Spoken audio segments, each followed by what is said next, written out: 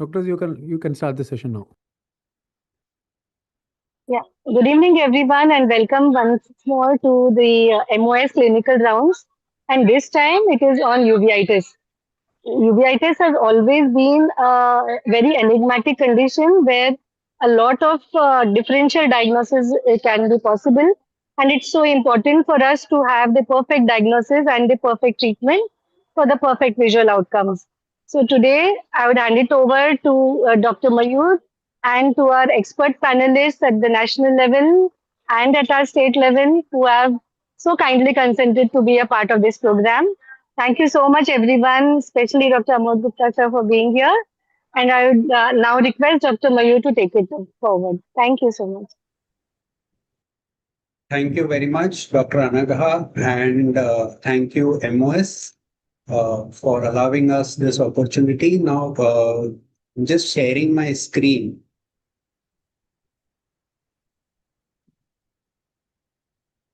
Yeah.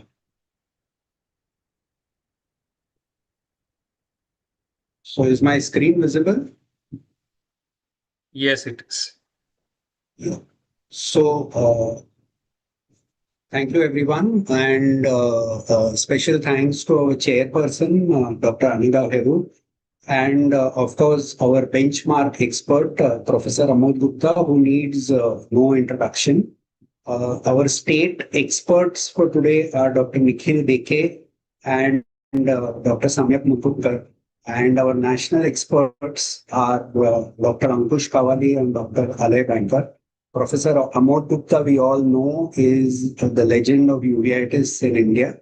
And he's been associated as professor and head at the Postgraduate Institute of Ophthalmology, PGI Chandigarh.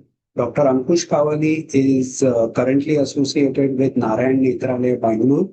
And Dr. Alay Bankar is with his own Banker's Retina Clinic and Laser Center, Ahmedabad. Dr. Nikhil and Dr. Samyak, we all know them. Dr. Nikhil is from Dinanath Mangeshkar Hospital, Pune, and Dr. Samyak is from the Hinduja Hospital. My job here is to be pitching questions to them. So this format is a little unique. What we are going to do is that we have chosen these five topics. And we've chosen primary discussant for these five topics. And what I will be doing is pitching questions regarding these case scenarios to these experts. So coming to the first one, the scenario is that of anterior uveitis. And the primary discussants here to take the questions would be our friends from Maharashtra, Dr. Nikhil Beke and Dr. Samyak Mulgupta. So over to them. And the first question, so all these questions, the way we have framed them is that they are useful, the answers would be useful to the general ophthalmologist. The first question is to them, and it's that in a patient presenting with a first episode of unilateral non-granulomatous anterior uveitis, what would be the minimum mandatory systemic workup? So who's taking this question? Sandhya, Kali? May I Yes. speak?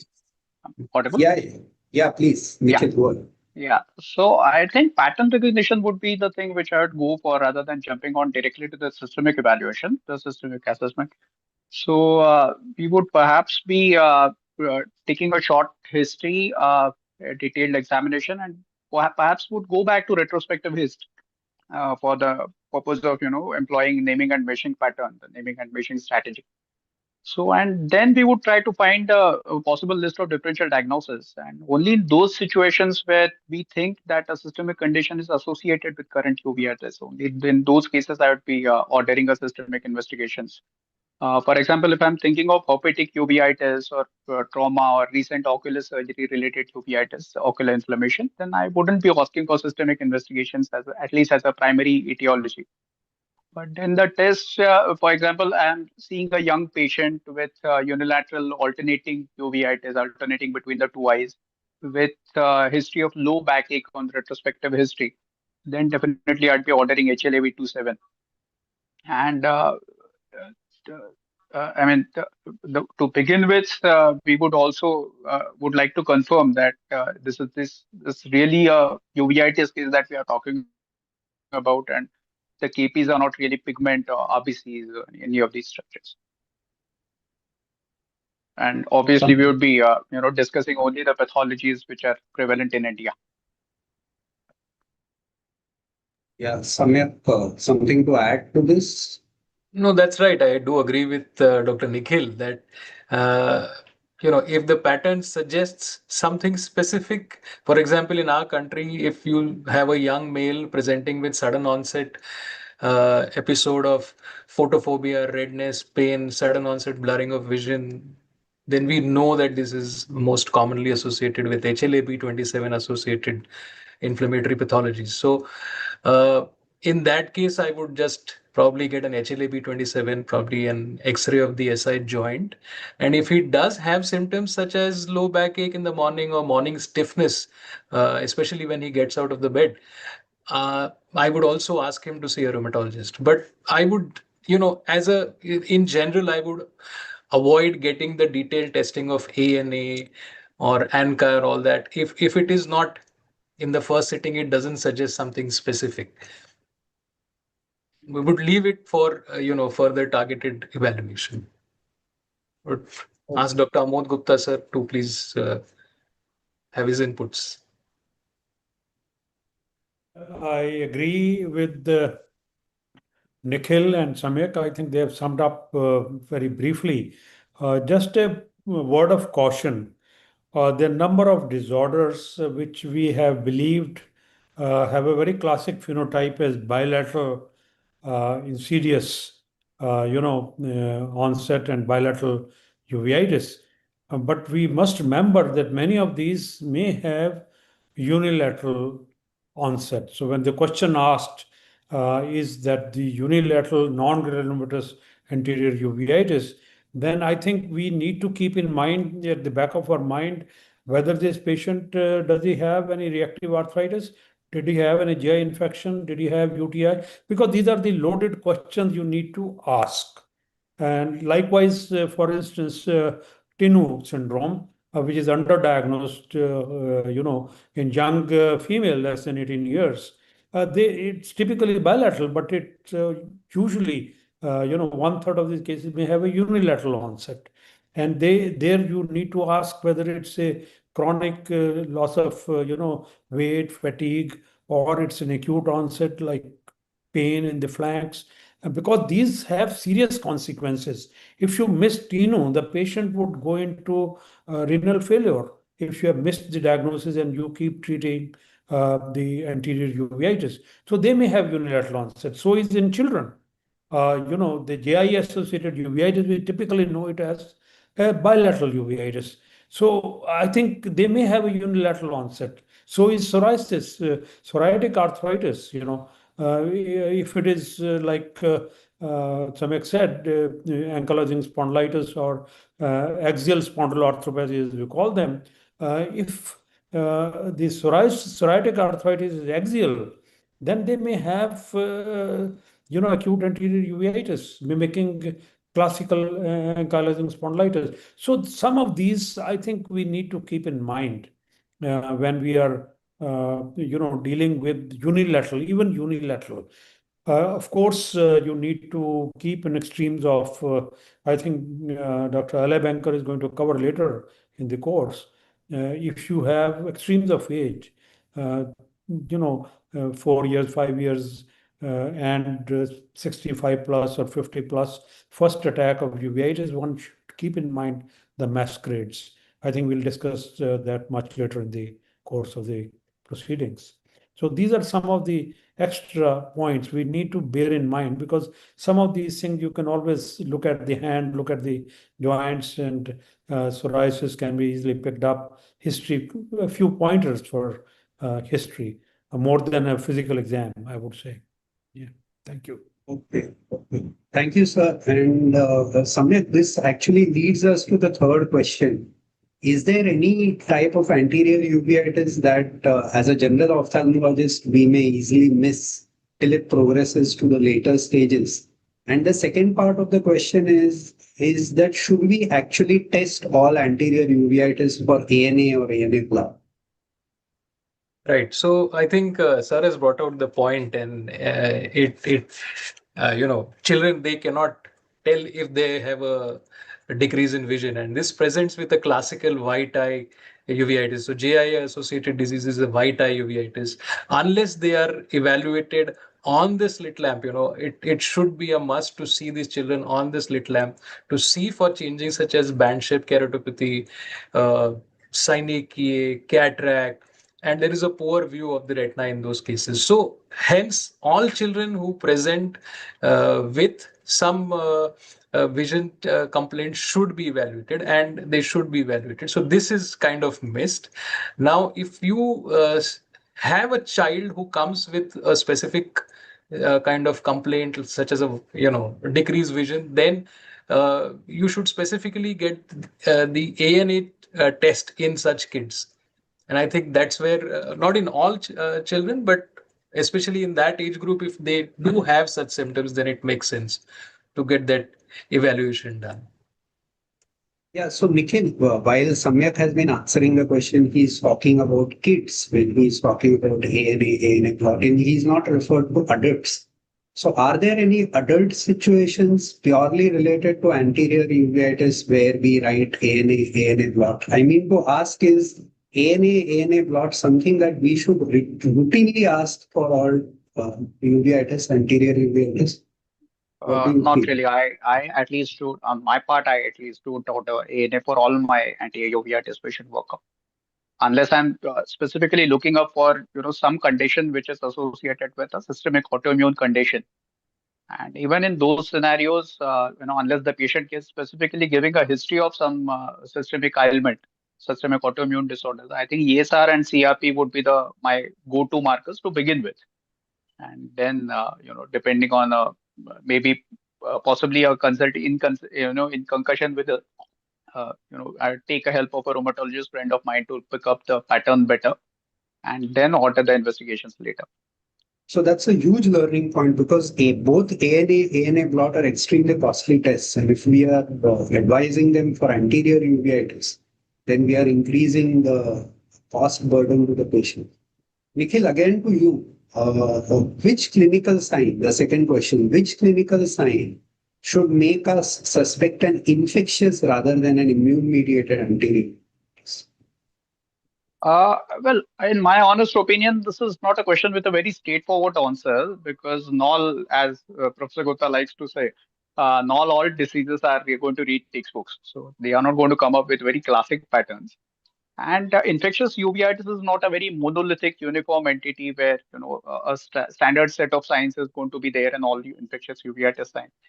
Having said that, there would definitely be signs where I'd be rather cautious because in at least treating them with very aggressively with steroids, because those signs, presence of them, would increase the probability of this being infectious uveitis. This includes, in cases of scleritis and keratitis, this includes presence of discharge and adnexal reaction, possibly presence of hypopyon in a certain type of KPs, such as pigmented KPs in herpetic disorders, round nummular KPs, coin-shaped KPs in CMV, broad-based synechia in TB, and possibly raised IOP, patches of iris atrophy, reduced corneal sensations. Then I would be thinking of herpetic eye disease. And this is not just a theoretical discussion because rather prompt decisions have to be taken. Prompt thinking has to be decided in certain scenarios. My common example would be, a patient of HLA-B27 positive uveitis case post cataract surgery. If it's not adequately controlled pre-operatively, these patients come up with a absolutely avalanche of episode inflammation, and they come up with hypopyon, and it becomes at that stage very difficult to decide whether this is an infective complication, endophthalmitis, or is it just the exaggerated inflammatory response secondary to the uveitis which this patient already had. So in such cases, I would focus on controlling the inflammation, also add an antibiotics, and additionally would give mitotics frequently, and would use pupillary dilation as a useful clinical rubric to decide whether this is infective or not. The cases which are infective, the pupil won't dilate so easily. Thanks, Nikhil. Samyak, something to add to it and also to answer the next question is what are the common things that we as general ophthalmologists should know while initiating topical steroids and anterior uveitis? So, yes, I think Nikhil has covered it nicely. So, Yeah. regarding the infection, one has to know that at least you're ruling out at least obvious corneal infection, for example, any dendritic ulcer or anything, before you start them on topical steroids. Other than that, the quantum of the inflammation decides the treatment, the quantum and the frequency of treatment. For example, if in case of severe inflammation, you could give hourly steroids as well. The other thing is the potency of the steroids. We've seen a lot of general ophthalmologists use loteprednol or loteprednol lower strength to treat anterior uveitis, the acute anterior uveitis of a significant variety. Now, that is a lesser potency steroid. So, adequate potency steroid like prednisolone acetate or betamethasone or dexamethasone is better in a frequent interval. And as soon as you start seeing a response, you start tapering off the steroids. Again, you have to monitor the eye pressures, definitely. Now, there are certain steroids like difluprednate, which can really spike up the pressure. So we have to be careful and monitor these pressures quite often. And the last thing I would like to say is that a lot of times we see that steroids is combined with antibiotic drops. So I would generally avoid doing that. I would just purely give steroids, because if you are committing to anterior uveitis or committing to a uveitic entity, then it's better to give those things separately rather than together. Okay, so till now we've had three learning points here. The first one is that don't think that the first step, it's a unilateral non-randomness. It could just be presenting that. The second one came from Nikhil that, ANA blot not mandatory. The third one right now coming from you. The last question is seemingly straightforward, but is not that much straightforward. And Nikhil, Samyak, any one of you can answer, or we can just request Dr. Amod to give his input on this one. At what point should a seemingly straightforward anterior uveitis patient be referred to a higher center, to a uveitis specialist, or with just someone whom we may feel as a general ophthalmologist knows better? Somewhere you could You're start. going to take it up? Yes, sir. Okay. Thank you. So if the disease is not progressing according to what you expect it to respond to treatment, that would be the first red flag, that it's not going the way I want it to go, or it's not behaving the way you want it to be treated. One. Second, if you see any other red flags that the patient is already, you're giving a patient a lot of steroids or any other immunosuppression, and your uveitis is not responding. So in an already immunosuppressed or immunocompromised patient, if you are treating for uveitis and it's not responding, then I would say that this is a time when you should definitely refer. And the third point is, if even if there is a small suspicion of an infection rather than inflammation, you should refer that patient as soon as possible, because there are certain infections which, if for example, in acute anterior uveitis or an anterior uveitis where the pupil is not dilating well and you need a detailed examination of the periphery of the retina, doing an indirect ophthalmoscopy or even the pars plana exudates, then it makes sense that you refer earlier than later. Sir can add a few points if. No, I think you rightly pointed out all these issues where we need to straight away refer the patient to a specialist. I would add to that the children. Children, if they have uveitis, they need to be referred to a specialist, because I don't think GPs would be able to manage them well, because they require a long term treatment and systemic care. Secondly, would be anybody who got complications like raised IOP or developed cataract or band-shaped retinopathy. I mean, this shows that the patient has had, very long chronic course of the disease, and we need to be managed by experts rather than by GPs. Then One important point is hypopion. If the patient is presenting with a hypopion, I think that is where the GP should immediately refer the patient, because it might be early sign of endogenous endophthalmitis or Behçet's disease, or maybe ankylosing spondylitis presenting with fibrinous or hypopion. A child may be harbinger of lymphoma, or in old age metastatic lesion, or even primary vitreoretinal lymphoma may present with. So I think extremes of ages, gain, and hypopion should call for a referral.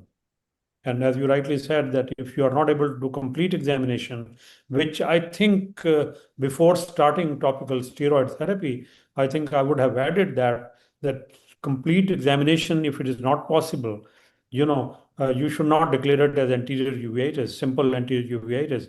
It may be having acute retinal necrosis in the periphery. It might be having something more sinister, maybe a VKH disease, maybe a pan-uveitis or intermediate uveitis, because all these uveitis entities would have inflammation in the anterior chamber. So anterior uveitis by definition is when the focus of inflammation is anterior chamber, and because there will be a spillover inflammation all the time. So you need to ensure, and if the GP can ensure that he is able to localize, that the inflammation is localized to only anterior chamber, I think then it's fair game for him to treat.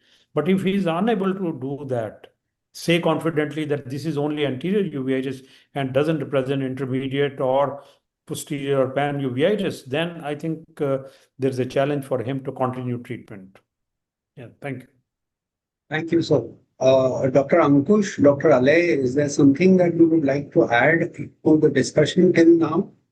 No, I think I was just trying to stress the last point Professor Amol Gupta said, that I think all anti-uveitis patients should have a detailed retinal evaluation done, posterior segment evaluation. And if a general ophthalmologist is not in a position to do, I think it's better that he refers it to a specialist. That's extremely important, and more so, as Professor Gupta said, particularly in children, because we all know now that if in children, if you having uveitis, if they are treated aggressively early in the course of disease with the newer treatments, we do get excellent response. So this is very, very important. Thank you, Dr. Alay. I think another word of caution or just a suggestion, we see a lot of referrals from, not even referrals, just patients walking into us for 10th or 11th opinion. They've been treated by general ophthalmologists for anti-uveitis, not only with topical, but almost always low dose systemic steroids, like 5 milligram and 10 milligram. So I think there is a word of caution that, not all, majority of the first time anti-uveitis patients, you will see that they straight away give 5 milligram or 10 milligram steroids along with the topical steroids. So which should not be the case unless and until you know where the inflammation is coming from and what is the source and how severe it is. I think I would like to sound a similar caution regarding periocular steroids also. I mean, if there is a diagnostic dilemma, especially when infection is not completely being ruled out, then before referring, injecting, I think it would be wiser to take an opinion. Yeah, I think it's a very good point. Please do not start periocular injectables, intravitreal or periocular injections of corticosteroids. Unless you are absolutely 100% sure.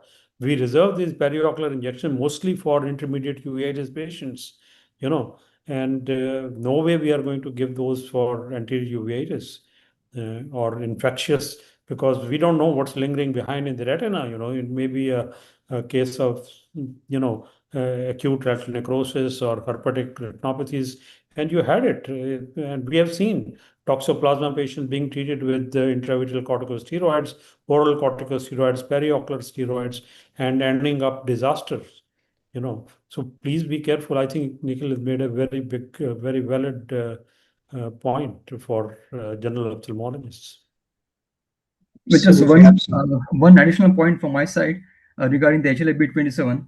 So many times those proven cases of HLA-B27, they just come with 1+ or 2+ cells, and you start them on say 4 times or 5 times topical steroid, and after a few days you surprised that the patient has come back to you with hypobion or more intense reaction in the anterior chamber. So having known that the patient is known case of HLA-B27, these cases can worsen with low dose of topical steroids. So in such cases, we have to just step up the steroids or maybe add oral steroid. Only then the inflammation can come down. So one should not get scared that the HLA-B27 patient has worsened with topical steroid. Dose may not be adequate to control the disease. We have to just step up the doses, and then the inflammation comes under control. Push, very, very valid point. I have always felt that the HLA-B27 uveitis is the most treacherous one. In the first 1 or 2 days, it may seem not so aggressive, and we think, thrice or 4 times chal jayega, and then suddenly they land up with a hypopion. And if you still feel nothing is happening, pupil is still dilating, by next day the pupil is all small, and so that's a huge thing. And I think the point that Dr. Nikhil made about the periocular steroid thing is also an extremely pertinent one. For me, periocular steroid is like a 2.5 month commitment. If I'm not willing to make that commitment, I'm not going to do it. Once you've given it, you've given it. I mean, then you have to go and retrieve it in some way. But I think these are two extremely valid points. I think with that, we wind up this session and move on to the next one. The next one is obviously probably the most interesting one here. And that's the one that's coming from Professor Amod Gupta. It is the one on ocular tuberculosis. And actually, we all are blessed here to have Sir with us. Sir has not only led our country, but the entire world to, this entity of ocular tuberculosis. And I think I've just put the 5 questions here as a primer, but then I'm sure Sir will have a lot more to add to questions here while he answers them. So over to Professor Amod Gupta, sir. Thank you, Mayur. So the first question is, in our country, what are the clinical signs most suggestive of ocular tuberculosis? I think by and large, we now know the clinical phenotypes which are consistent with, and when I say consistent in TB endemic countries. There are countries which are non-endemic, and these are countries like us, maybe Myanmar, maybe South Africa, and there are places where TB is rampant. Here we already know the ocular phenotypes, and the most consistent, and this is what has been now shown by the COTS series of reports also, and these are like a choroidal granuloma, multiple tubercles. Then you have serpiginous-like choroiditis, and these are the classic phenotypes where there cannot be any dispute. Then is the TB vasculitis. Now, what we had found long back that TB vasculitis, if it has perivascular lesions, retinochoroiditis or chorioretinitis, lesions active or healed, they are highly, highly suggestive of a TB etiology of vasculitis or retinal periphlebitis, as we might call. The other feature of vasculitis here, TB vasculitis, is that these are peripheral. And I think since this is a peripheral vasculitis, it led to a lot of confusion in the literature and came with the initial description of the Eales disease, which has somehow continued to persist in the literature. It's the biggest misnomer. In endemic country like India, TB vasculitis or TB periphlebitis is nothing but what they used to call Eales disease. Because it is peripheral, when the active inflammation occurs, and it can be very, very exuberant perivascular exudates or infiltrates, a patient may not have any symptoms, and patient may have very minimal symptoms of just mild blurring, and it's get missed. But importantly, these peripheral vasculitis lesions are like lead to a lot of ischemia or capillary non-perfusion, and that capillary non-perfusion would lead to, as you know, the retinal vascularization either on the disc or elsewhere in the retina. And when those vessels burst and cause vitreous hemorrhage, patient starts presenting with floaters and vitreous hemorrhage.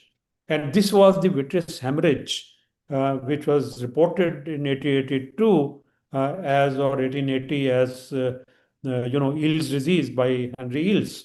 Now that has carried on. I think this is one misnomer which has carried on for almost 150 years in the literature, and even among our own uveitis experts, I don't know why they have fallen in love with Henry Eales.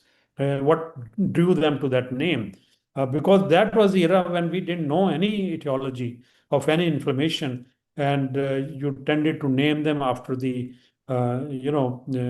people who first described. So what we call eponymous description of the diseases. So it's no longer associated with constipation. It's no longer seen in young people. It's no longer the domain of only the male.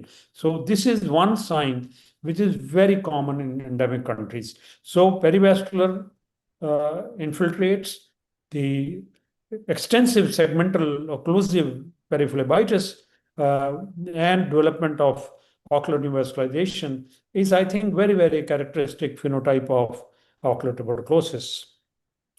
Now, having said this, there is no dispute about this. There is only one, because these are signs we described almost like 20 years ago, or maybe 20 to 24 years ago, based on our extensive experience with the ocular signs. The one which is probably can be disputed, though I have no doubt in my mind, that broad posterior scenic, because they were mentioned earlier by, I think, Nikhil, broad posterior scenic. So that is a contentious issue. We did find that the TB uveitis in the anterior segment is very, very insidious most of the times. Unlike, it gives you time to develop so low grade, so slow inflammation that it allows the fibrosis to develop between the iris and the lens epithelium, lens capsule. And those adhesions can't be broken by the use of hydrolytics. On the other hand, I think, in my opinion, sarcoidosis is a kind of a subacute inflammation that the patient becomes aware of the inflammation in the anterior segment much quicker than TB, and they present early, and these are the senici which can be easily broken. So they may have insidious onset, most of them, but the TB uveitis leads to dense posterior senici. And people say, well, that VK8 and others, JI, of course, produces a lot of broad posterior senici. So it's a phenotype, I would say, which one would suspect ocular tuberculosis if you have associated other signs. Much less common, but in our endemic areas, even so-called intermediate uveitis, when there's a vitritis, and by our own studies in our center, we found half of them at least were due to tuberculosis, because they were all PCR positive, real-time PCR positive. So they were probably TB playing a role in intermediate uveitis in our country.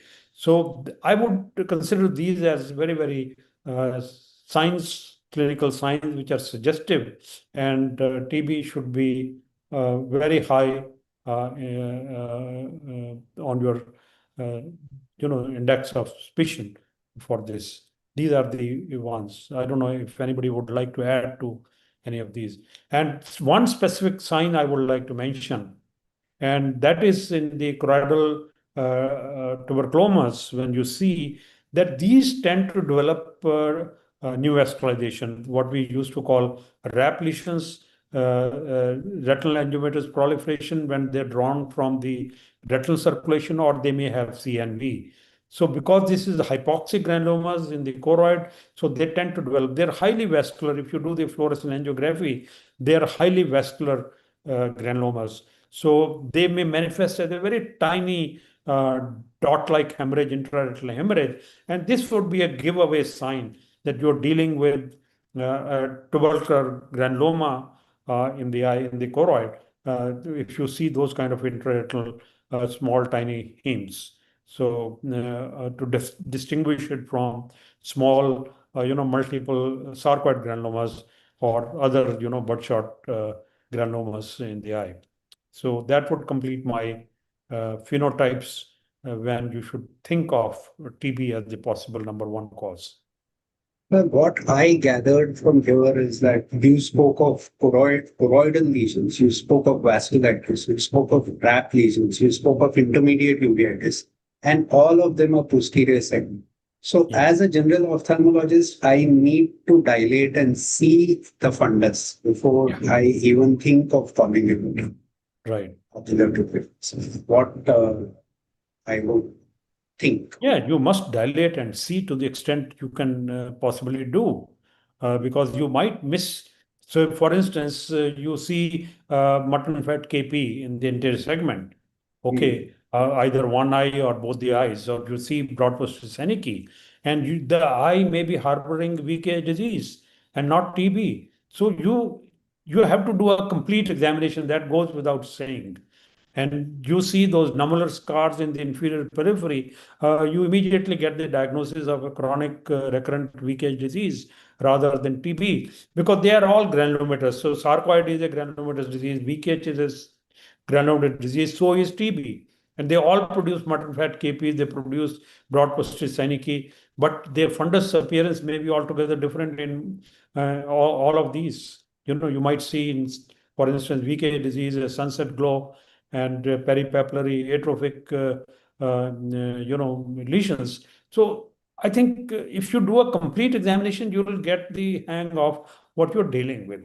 But it requires a lot of commitment, which I guess general ophthalmologists in their busy clinics don't have that kind of patience like a uveitis expert would have. So they are better referred to a uveitis expert to, figure it out what we are dealing with. So, sir, coming to the second question, we've now suspected ocular tuberculosis clinically, and we are going to now request a few tests. So, which tests should we request? And if we are in a scenario where we have, say, a positive Mantoux test, but the chest imaging comes with a normal report, can the diagnosis still be ocular tuberculosis? You see, this is, I would call a $1 million question, because TB is notorious for not only having Mantoux negative or the immunological testing be negative, but also the routine chest imaging may be negative. And yet you have phenotypes which suggest, very highly suggest that, well, we are dealing with possibly a TB case. Now, I would suggest that you should be doing a tuberculin skin test, a Mantoux test. Mantoux is basically the technique of intradermal tuberculin injection rather than the tuberculin skin test. Okay, the name of the technique is that. And then if the differential diagnosis is normally, when we are dealing with the Mantoux and a possible uveitis due to TB or sarcoid, is the Mantoux negative or positive?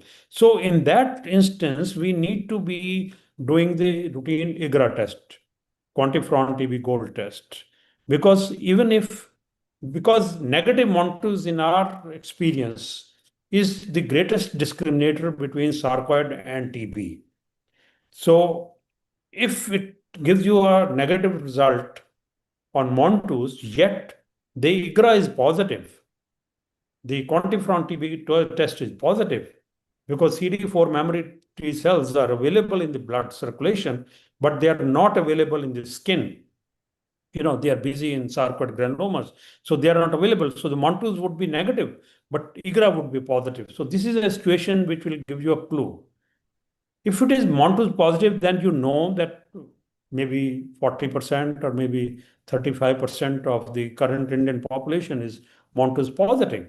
So the Montus positivity has to be viewed in context of the phenotype of uveitis, which I have said earlier. Okay, we have to deal with that. Now, why chest imaging? Now, you know that once you have a primary TB, primary lung infection, lung is the portal of entry for TB. There is no other portal, that we know. And from there, I'm not going to go into details of immunology of TB, but suffice to say that the APCs or dendritic cells, they move to the regional lymph nodes which are present in the hilar region. The hilar region, has bronchioles, they have lymph nodes, a variety of lymph nodes, and also the pulmonary vessels, veins and the arteries. So in the hilar region, these lymph nodes become the niche for harboring the TB organisms, and that's where they set up their. So TB likes to move away from lung parenchyma to the lymph nodes, and they would have, you can always differentiate on radiology difference between TB lymphadenitis and a sarcoid lymphadenitis. TB, as we learned, has matted kind of appearance, whereas their sarcoid lymph nodes are large, smooth-walled. They don't adhere to each other, unlike the TB. So I would suggest rather than because chest imaging, X-rays are by and large negative. Patient has had TB in the past, primary TB, maybe reactivated, maybe not reactivated in the distant past in the history. And chest would show very little changes, maybe a little bit of fibrosis, maybe a little bit of, primary lesions there, calcified lesions. So I would suggest doing a CT scan. And here, we in our institute preferred a contrast enhanced CT over a high resolution CT because high resolution may show the lymph node better, but contrast enhanced would show which lymph nodes may be actively inflamed. And the reason why we preferred contrast enhanced CT was because in either case, whether it says TB or sarcoidosis, you need to have a tissue sample. And pulmonologists these days, they are smart. They can use endobronchial ultrasound guided biopsies and prove one way or the other. And in our own experience, we have been rewarded by those lymph nodes which are more than a centimeter size, which are accessible on the e-bust technique. We found at least 25% were positive for either TB or for sarcoidosis. So if you want to give, sarcoid also requires long-term treatment, TB also requires toxic treatment for a long term, and you need to establish a tissue diagnosis. So the place to go for is hilar lymph nodes or cervical lymph nodes. So for hilar lymph nodes, I would suggest doing a CCT. Then in an endemic setting with the history of contact, immunological test positive, Montus positive or IGRA positive, and you may have chest image negative, even CCT is negative. I think based on that, I would still treat this patient as TB. Okay, we have had patients where we treated them on corticosteroids and they came back with active pulmonary tuberculosis reactivation. Okay, so I would suggest if phenotype is suggestive in our setting, TB endemic region, I would suggest giving anti-TB drugs, full therapy, 6 to 9 months, whatever the course. So I hope I have not confused the issue more than it already was. No, sir, absolutely not. And it just keeps bringing us back to the same thing that we need to know the clinical findings well enough if we want to deal with ocular tuberculosis. Coming to the next two questions, I think we can put them together. Is what is the role of steroids? I put systemic steroids here, but any type of steroids, topical steroids or systemic corticosteroids with antitubercular therapy. And what is this concept of paradoxical worsening? As a general ophthalmologist, I may feel if this is a TB infection, then why not give only antituberculosis treatment? And why should I even think of giving steroids? And wouldn't that worsen the entire situation? So, The reason, Mayur, is this, that by and large, the TB uveitis is immune mediated. TB organisms on itself, cannot do any tissue damage. It will lie there and not do anything unless the body reacts to it. So if the body is reacting to the DTH, I'll not go into the details of the delayed type of hypersensitivity reaction, okay, which is an immune reaction. There's no other way than to use corticosteroids. At the same time, we wish to eliminate the organisms wherever they are present.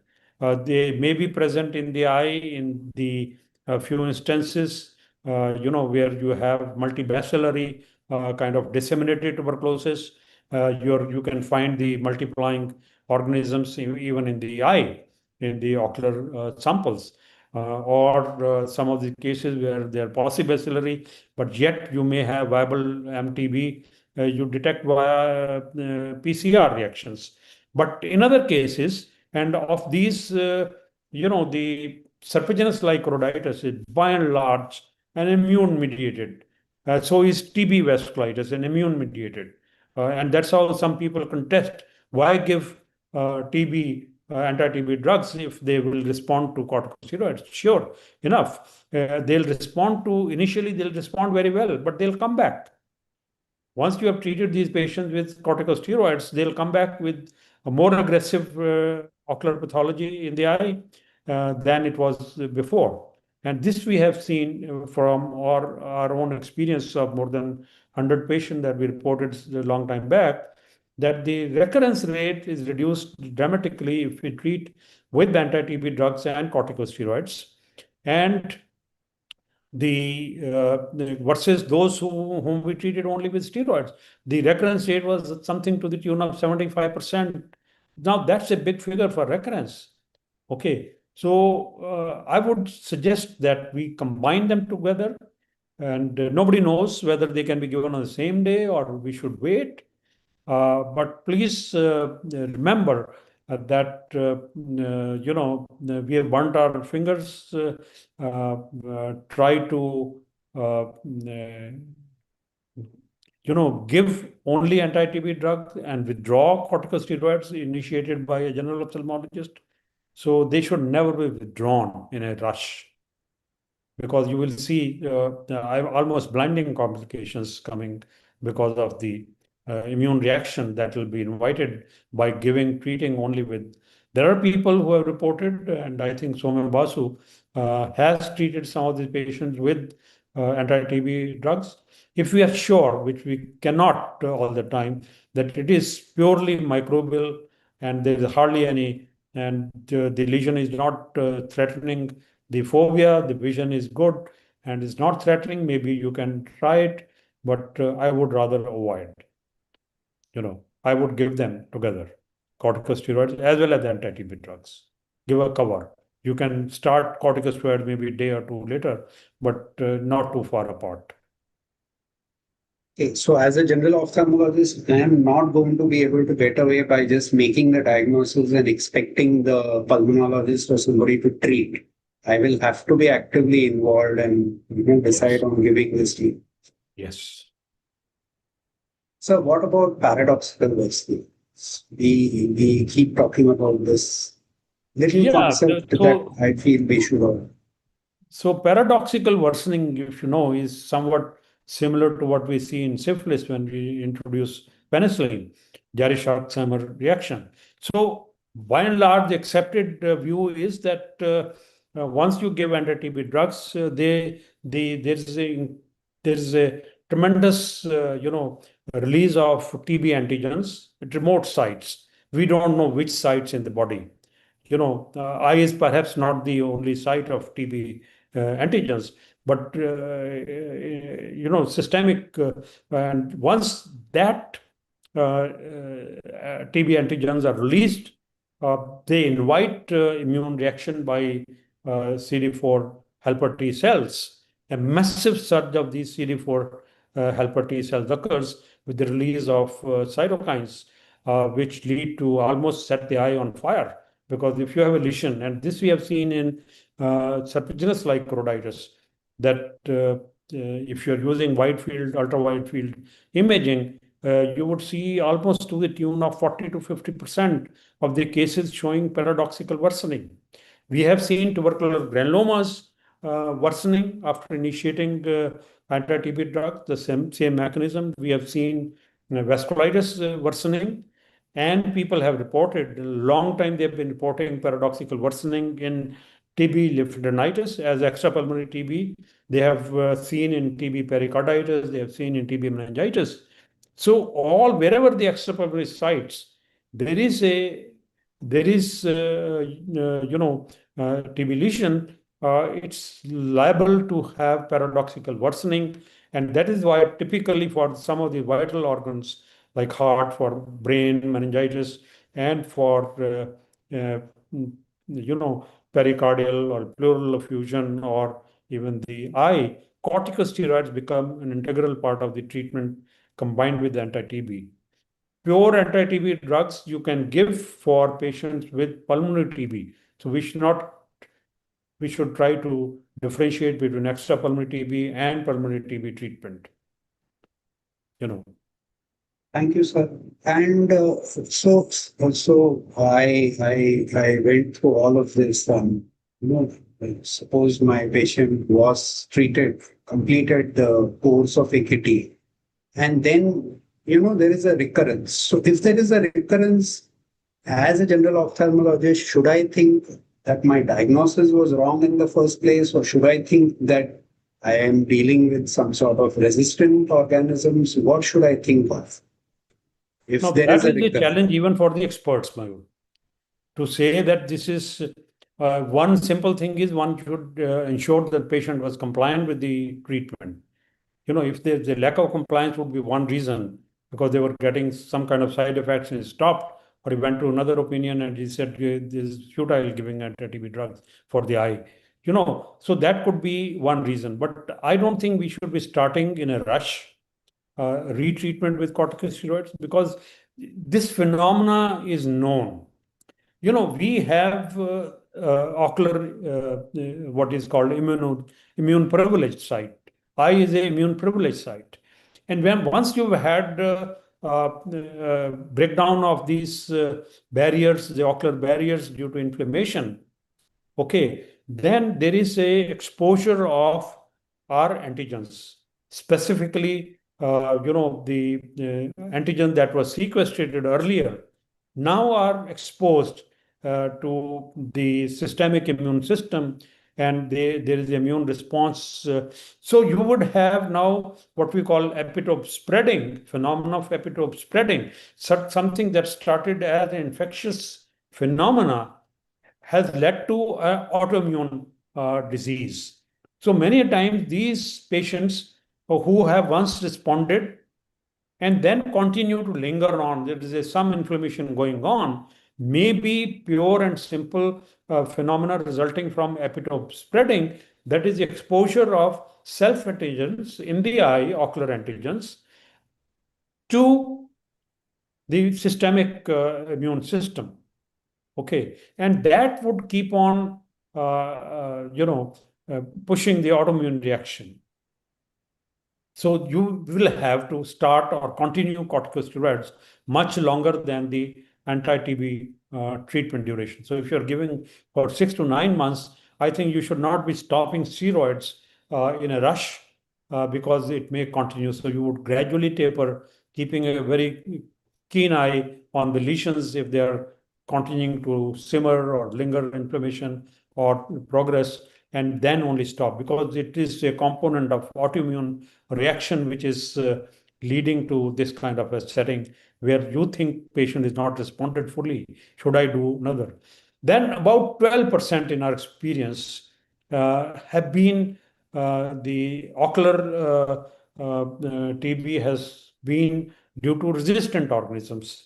And this resistance doesn't develop in the eye. Eye is only an effector organ. This is where the immune system is attacking the eye as an effector organ. It's not where the immune reaction is developing. Immune reaction is developing in the lymph nodes. That is where everything is happening. Okay, so you need to kind of think of uh, an autoimmune component developing soon after and resistant organisms. How do you tell the difference between the two? If there is inflammatory signs, I would like to do a minimum invasive, because these are two parallel things that might be happening. And this would require a tertiary care setting, where you would draw a sample from the vitreous and whatever are there available, and do molecular testing for resistance. Now, if it is, and this is what we have seen, and I think Soumya was reported a series of patients, and I have been observing it for a long time. Even the mere fact that you have done a microincisional vitreous surgery in these eyes, and we have reported a large experience of 100 plus patients, it leads to resolution of TB lesions in the eye. So perhaps we now are letting the cytokines which are released in the immune response to kind of flush out of the eye. They don't stay any longer in the eye to reach a threshold level. So the inflammation kind of turns down, doesn't perpetuate, but it turns down, because the cytokines are the one which are perpetuating that vicious cycle. So if you allow them a quick exit from the eye, then probably your patients are going to do much better. So these are my line of thinking when I am not able to tell the difference between whether it's a continuation of immune response or it's because of the drug resistance. Okay. Thank you, sir. Does anyone else have something to share about this, or would I move to the next person? Dr. Alay, Dr. Ankush, Samyak, Nikhil.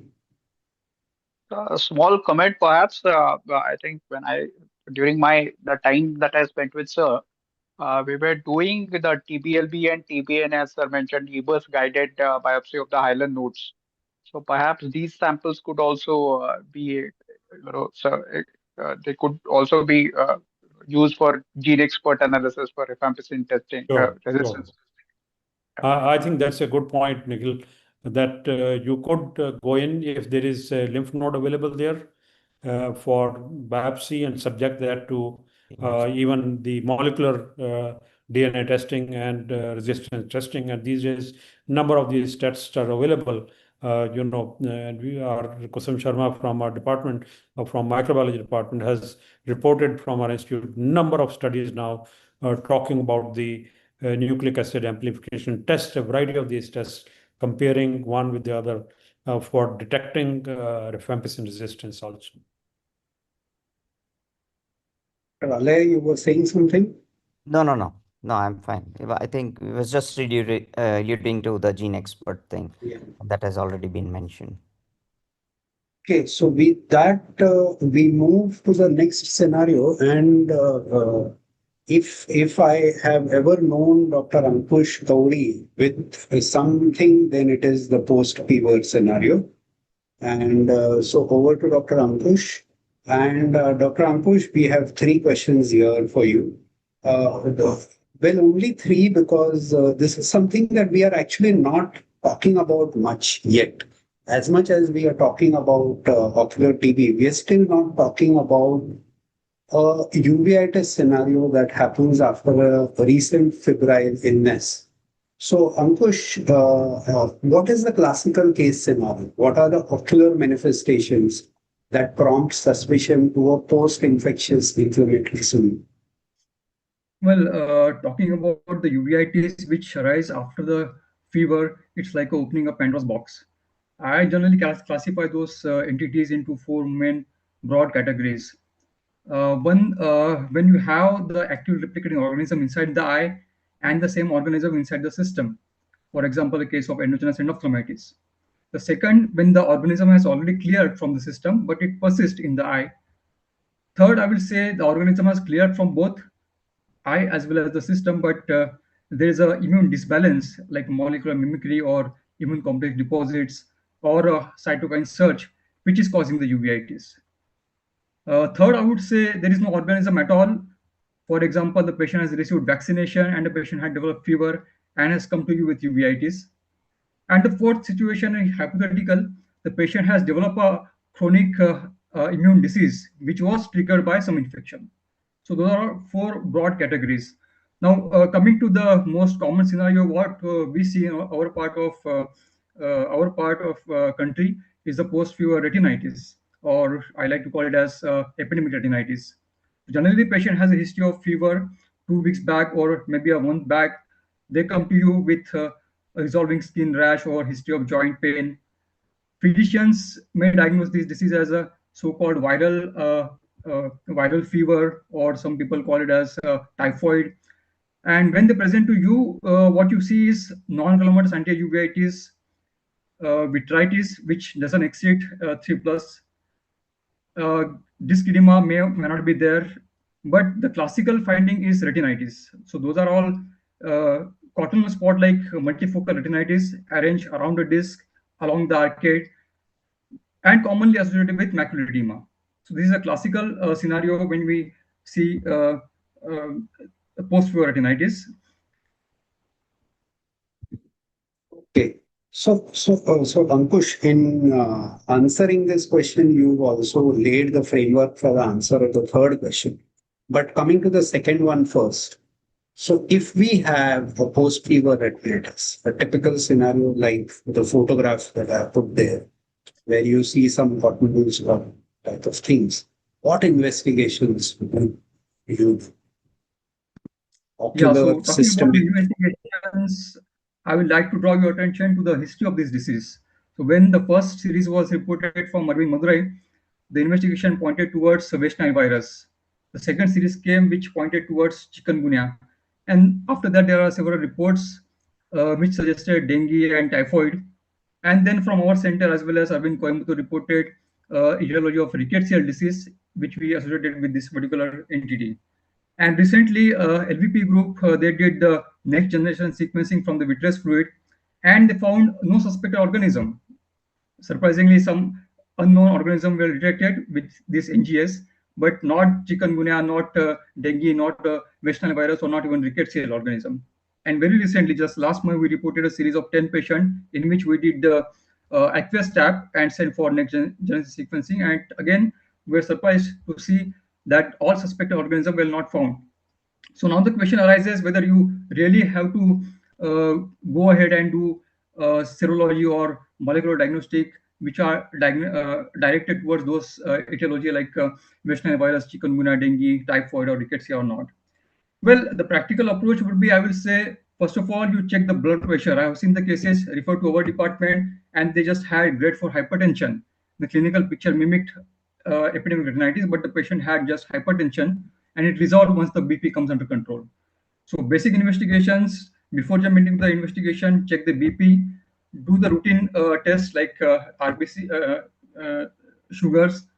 If you are going to start the patient on steroids, do the HIV, TPHA. If you are low on your confidence, then please do the serology for toxoplasmosis or maybe anti-chamber tap for viruses. But one test I will like to highlight is Wild-Felix test. If the physician has done this Wild-Felix test during the fever, do repeat it when the patient comes to you.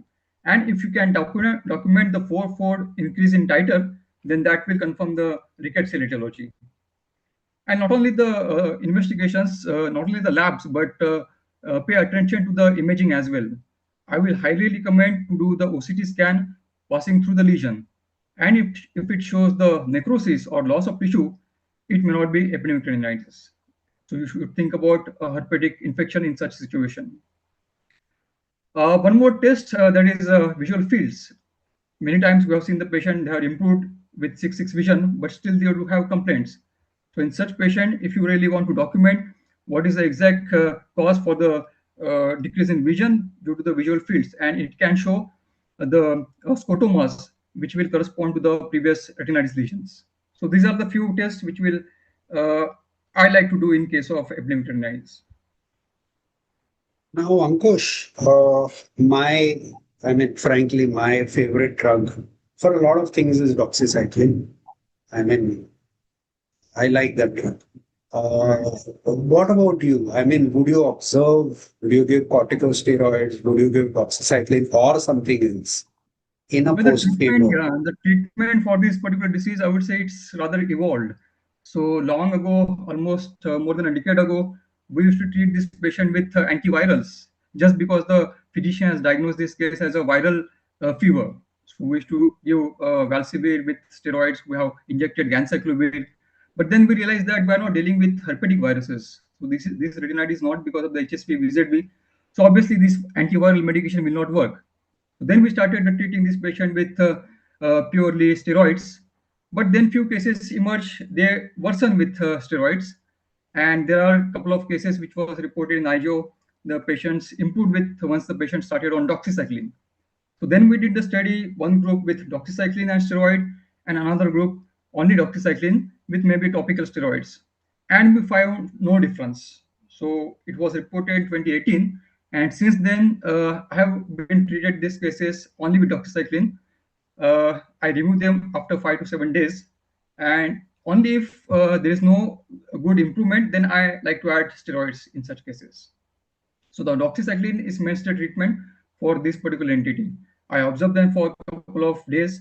I ask for the routine labs, and once they come back, if there is a significant improvement in the retinitis lesions and inflammation, then I continue doxycycline at least 4 to 3 weeks, and I add steroids orally only if the inflammation is not coming down. But I would say around 80% of my cases they do perfectly well with only doxycycline and topical steroids. So Ankush, two take-home messages for me as a general ophthalmologist here is that when I see a picture like this, I need to ask for a history of fever, even if that is weeks back. And second is I need to check the blood pressure because that is something that would be unpardonable if there is something like a 210 by 120 and the patient lands up in an ICU 3 4 days after. That's it. Uh, Samyak, Nikhil, Dr. Alay, anything to add before I ask Dr. Amal Gupta to do his opinion?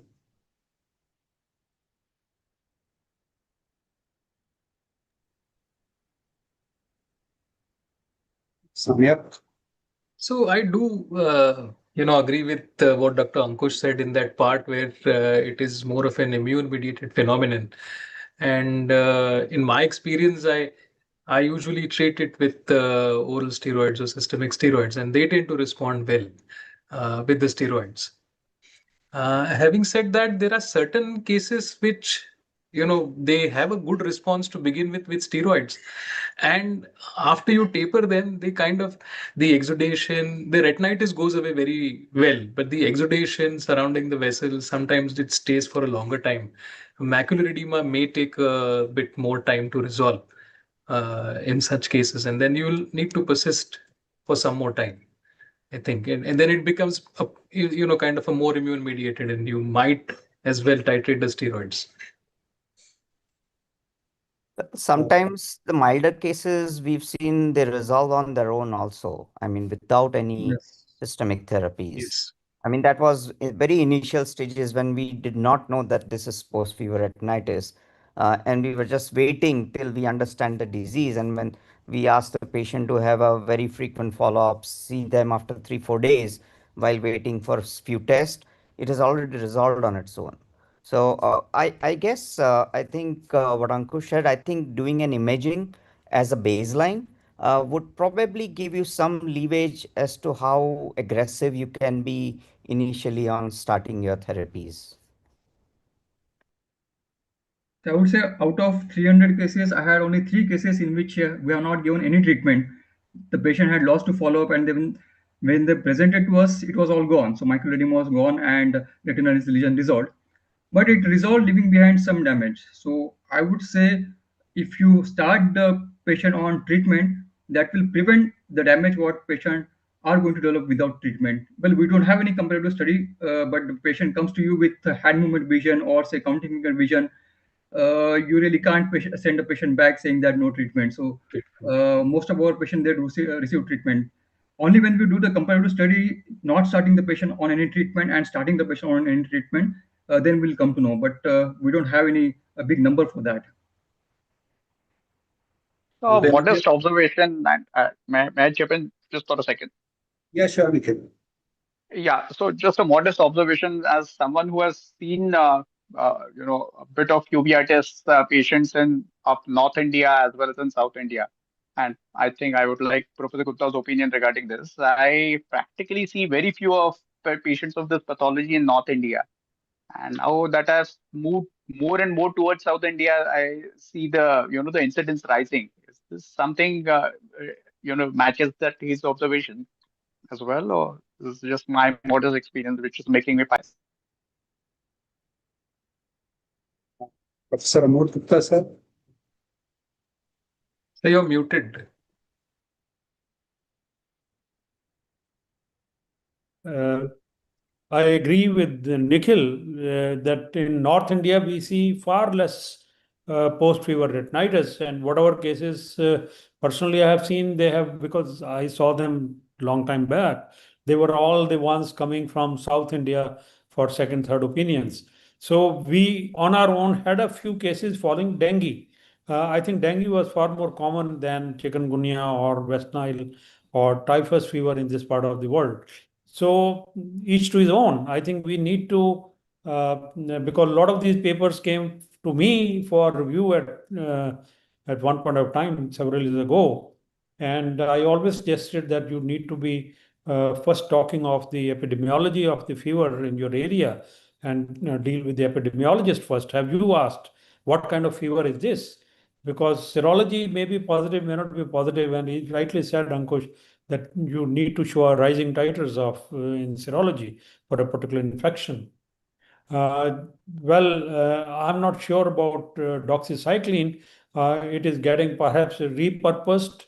This is one of those drugs which has magic in it for even for TB and for others, because it's the only drug which acts against the metallic proteinases, MMPs.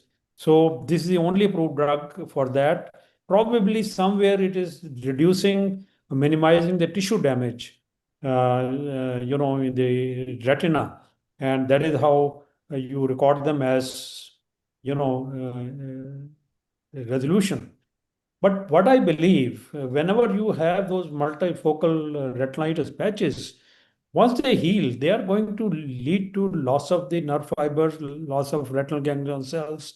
You know, they may clinically appear resolved, but the damage has been done. The idea is to minimize that damage and curtail the further progression of those lesions. And as people believe that this is some kind of antigenic mimicry between typically coming after several weeks of the actual fever. So that kind of gives the idea that probably it is a immune mediated reaction. And we know for sure in dengue, there's immune mediated disorders that occur. We have seen in COVID a lot of immune mediated disorders, even including VKH, got precipitated, and other immune disorders got precipitated during COVID-19. So many of these probably are immune mediated, and corticosteroids would be.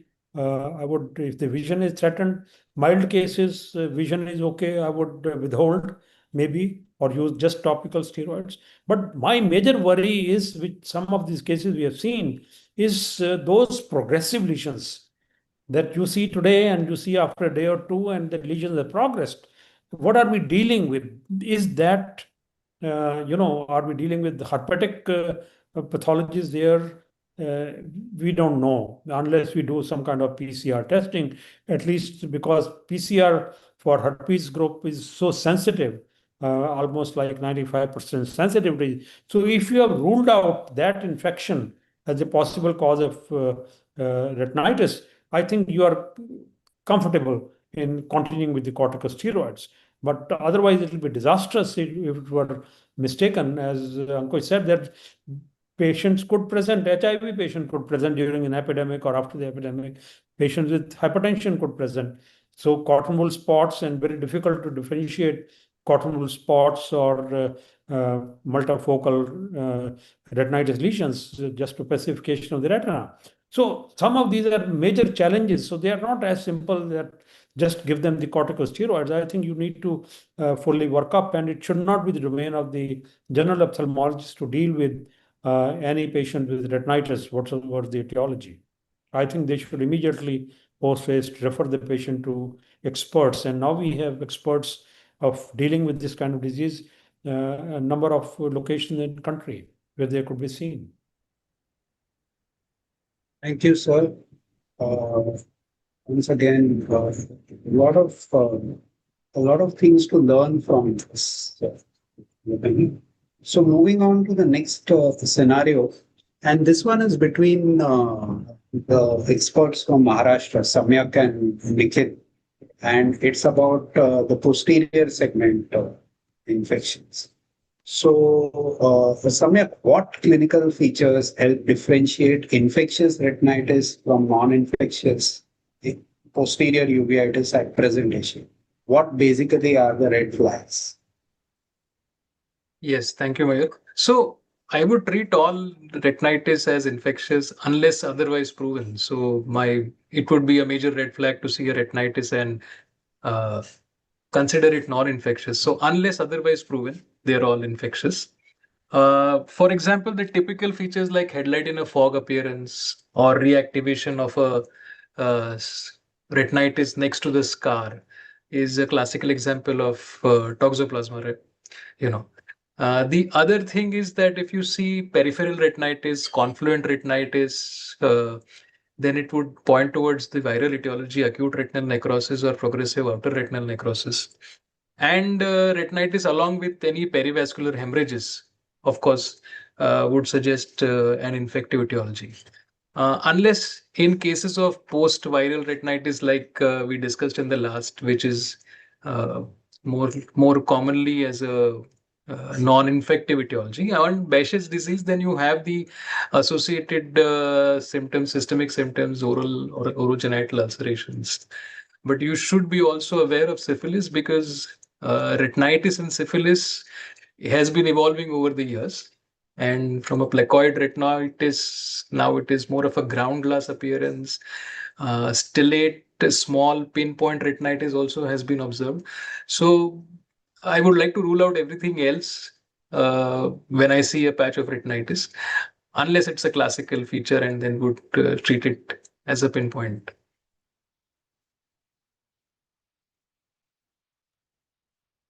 Would also like to think in special settings like in hospitalized patients and the patients who have had recent systemic surgeries, GI surgeries, the patients with indwelling catheters, and we have had our share of mucor patients which can be picked up only when you look outside the eye, like the nasal and oral ishar and extraocular movements getting frozen. So those signs can also help you point towards infection, and that's a diagnosis which you have to make in a time bound way because the progress is very rapid. So I think if I might add, like in all uveitis patients, you have to see the patient as a whole, and it really helps you differentiating between an infectious and a non-infectious etiology, because almost always, as you said, you will see some features elsewhere in the body where they would have lesions which would point to specific etiologies, and this is extremely important history taking, because as an expert most of the histories are taken by our optometrist, and there's nothing mentioned to it because patients feel this is all not important. But when we see the patient clinically and we ask leading questions, invariably you can get all the answers that you always wanted.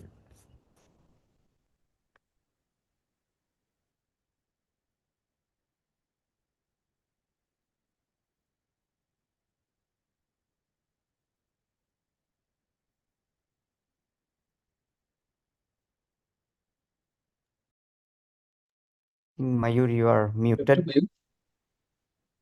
So that partially answers our second question, and which is the most commonly missed or misdiagnosed infection in routine practice, and what is it about doing torch titles? I mean, it's something like ANA. Should we be doing torch forever? So I don't think so. I don't do torch in my practice because the ocular inflammation or the infection in the eye doesn't actually reflect in uh, the serum. So and I don't think it really makes. And we've seen it widespread that torch titers being done very very often, but I don't think it reflects. And in fact, a lot of atypical presentations of toxoplasmosis, viral retinitis, even fungal inflammations and infections get missed because torch titers have been done and they have been negative. So I mean, I don't do, and I think this should go very much into today's message to all the general ophthalmologists that torch titers are extremely limited in treating ocular infections. Would like to have the panel's view on it as well. So Yeah. anybody differing from Samyak on the torch titles? No, I think I totally agree. I think we've almost stopped Totally doing agree. toxotiters. Such a nice clinical diagnosis. And as Samyak said, we sometimes get carried away by negative results and, treat patients otherwise. So personally, I think I So absolutely do I not think advise. we as clinicians basically don't understand enough the counterintuitive concept of pretest probability. When the disease is staring you in the eye, I mean, I don't see any value getting added by doing tortitis. I think the only serology that I would add any value to is maybe HIV serology and Syphilis, syphilis serology. Yeah, syphilis. yeah. Yeah, syphilis. So basically, doing torch is a double hit. It hits the pocket of the patient and it's likely to mislead. Mislead, misguide.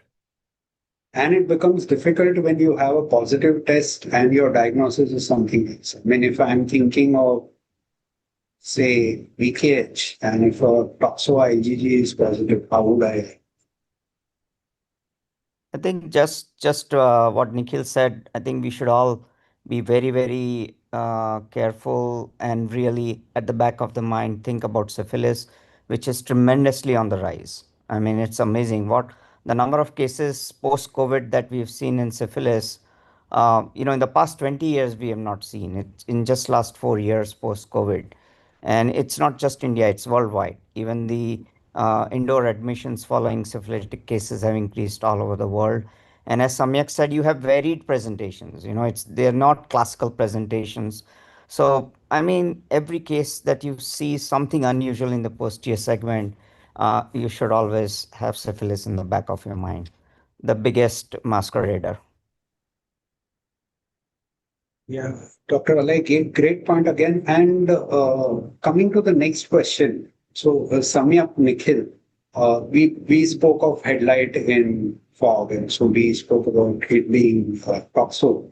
When would a general ophthalmologist rather refer a patient to you all for an aqueous or a vitreous PCR testing than rely on a clinical diagnosis?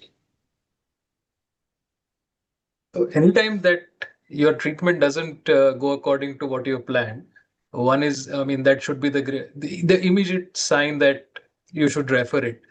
Uh, any sick patient, systemically sick patient, admitted patient on immunosuppression, transplant patients, there is no point of doing a trial and error in such patients. So they should be referred immediately.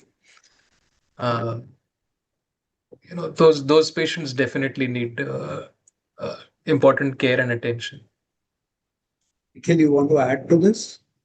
I think any patient where there is a diagnostic dilemma, especially when, as Samyak mentioned, immunocompromised, where the ocular inflammation is likely to get blunted, and you are likely to see uncommon manifestations of very common pathologies like toxoplasma presenting as inner choroiditis with not much of vitritis, PORN cases with not much of vitritis, obviously by definition.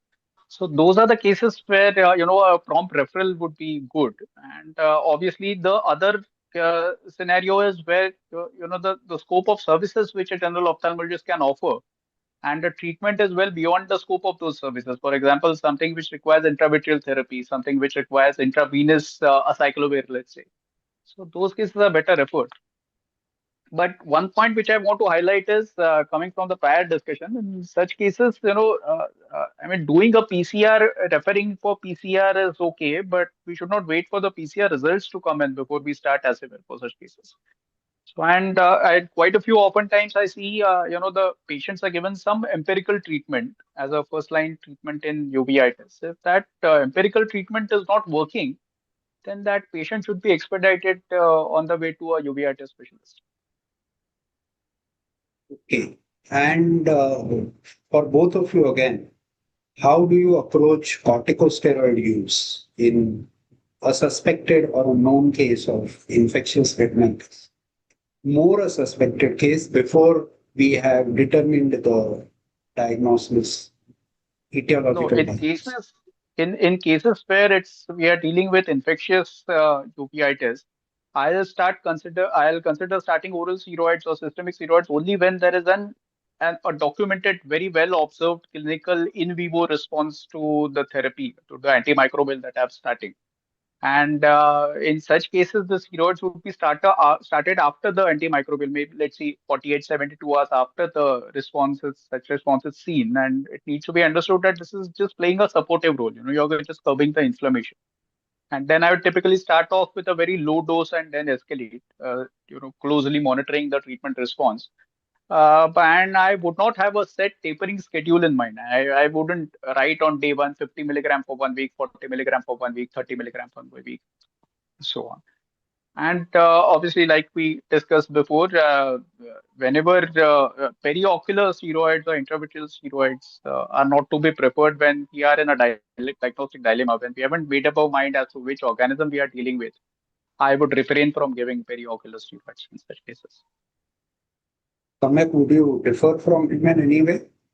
No, I completely agree with what Nikhil said. I think from the if one message has to go across to our general ophthalmologists, infectious uveitis, no steroids. Dr. Only Alay, under sir. the expert. Yeah. Dr. Yeah, Alay, sir. I totally agree. I totally agree. I mean, I have seen so many cases of viral retinitis, particularly CMV retinitis. They get the CMV IgG antibodies done, and just based on those, they've been treated with heavy doses of, IV methylprednisolone because it's a fovea-threatening lesion, and they've hardly been given any specific antiviral or antimicrobial therapies. I mean, and this is a general thing that if you see a general ophthalmologist prescription, most of them they are getting the torch titers and getting treatment based on that. So I think this is a very good point you brought about that this should be avoided. One another thing, when you said viral retinitis, other thought that came to my mind is if I'm dealing with an anterior uveitis and I have not dilated the fundus, then I'm most likely going to miss a viral retinitis, which would be far in the periphery. So again, the reminder that when you're dealing with an anterior uveitis, best to dilate and see the fundus Yeah, I think and that is what, try to see it. yeah, that is what Professor Mota said, a complete examination. What he meant was that you compulsorily have to see the retina in all cases of anti-uveitis. It is a must. I have a very small comment to make. I mean, this is a little Yeah. tangent to the entire discussion that we have been having so far, and in general to the uveitis seminar that we have. But we have to address the elephant in the room. One of the most common posterior segment infections that I get to see in my practice as a retina surgeon is post-cataract surgery endophthalmitis. And one of the challenges to the treatment is not science, but the psychological denial on the part of the operating surgeon that they could have endophthalmitis in their hands. And I mean, I've seen all sorts of mental gymnastics, whether I've seen endophthalmitis getting blamed on COVID vaccines. And this might sound a little unprofessional, but I think we have to get past that mental challenge of accepting that there is an infective process and then deal with it. Because I've seen the patients who are getting referred promptly, they are getting far, prompt treatment, and they are recovering almost to a normal vision. Great point, Nikhil. Professor Amod Gupta, sir, would you want to add anything to whatever has been discussed on this I topic till think now? they've made very valid points. I have no other additional point to make in the discussion held so far, and I would agree. No intravitreal corticosteroids, no periocular steroids. The safest, if you have to give, is topical or oral after you have started and seen the response to your antimicrobial therapy. So, be it is toxoplasma, be it is antiviral therapy that you've given. So, you wait for a couple of days. Don't be in a rush to start any steroids.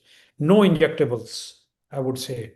And IV methylprednisolone, I think, is out of question for these kind of situations. Thank you, sir. And with that, we come to the last case scenario. And frankly, my relationship or tryst with this disease goes way back into 2009 when I saw my first patient of a lymphoma.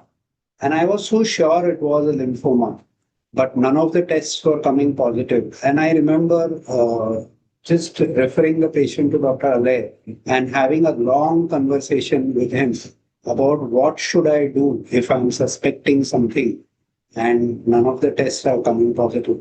So for me, it's a great feeling to have Dr. Alay Banker here to answer questions on masquerades. So, Dr. Alay, sir, what are the most common masquerade syndromes that we as general ophthalmologists should keep in mind while diagnosing uveitis? And again, what is the role of B-scan when we see a choroidal mass? Yeah. Thank you. I think when it comes to our clinical situations, we know the theories and all the different masquerade syndromes, but when we see our clinical scenarios, the commonest masquerade is definitely endophthalmitis, and this could be just a chronic lingering post-operative endophthalmitis, or it could be even endogenous ophthalmitis. And secondly, if you see this is the non-neoplastic one, and when you see the neoplastic, I think the commonest masqueraders is the primary intraocular lymphoma, which probably I would not say it is on the rise, but I think we have better knowledge of the disease now, and hence probably we are diagnosing it more, and we have better facilities to better diagnose it and even treat it. So that's why we are hearing more and more about primary intraocular lymphoma as well. And in children, of course, you also have neoplasms like retinoblastomas, ciliary body melanomas, and rarely non-neoplastic cases would be like a retinitis pigmentosa or a chronic untreated long-standing retinal detachment, which actually causes inflammatory response and a combined uveitis like picture, which is very confusing. Any role of doing B-scan when I see a choroidal mass? Uh, I mean, would that be the first thing that you would do? Uh, Probably with the OCT and our understanding of the OCT findings, I personally have, taken it as a backseat. I primarily like to do OCT first and then probably add B-scan ultrasound to get more information. But now we have very good understanding about the OCT features of most of these masquerade syndromes, and of course you can do the multimodal imaging, and I think the combination of multimodal imaging almost always gives us a very good clue, pointing towards our possible diagnosis.